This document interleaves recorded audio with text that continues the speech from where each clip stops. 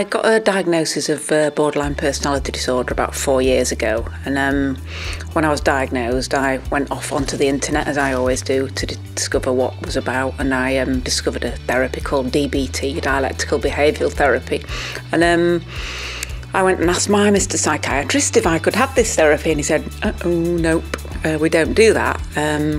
So I started writing letters because I discovered there wasn't a lot going on for people with borderline personality disorder within my trust, and nationally quite a lot as well.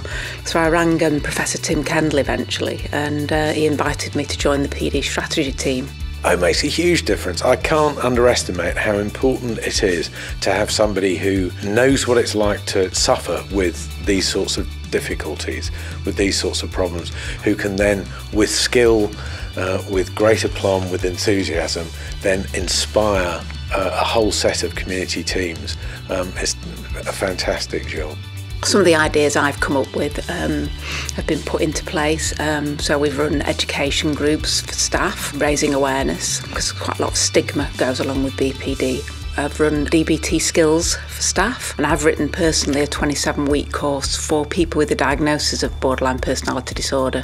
I've learned a huge amount more from talking to Sue or following Sue on Twitter than I have from kind of reading any documents or talking to any of our staff. We've heard a lot of people saying how inspirational they find Sue. The things that Sue can say in the group are slightly different to the things that myself and Nick as psychologists can say. She can challenge people in a very compassionate and fair and kind way, but say some very difficult things that are hard for psychologists to say, because it can feel a bit like, well, what do they really know? What do they really understand of what we're going through?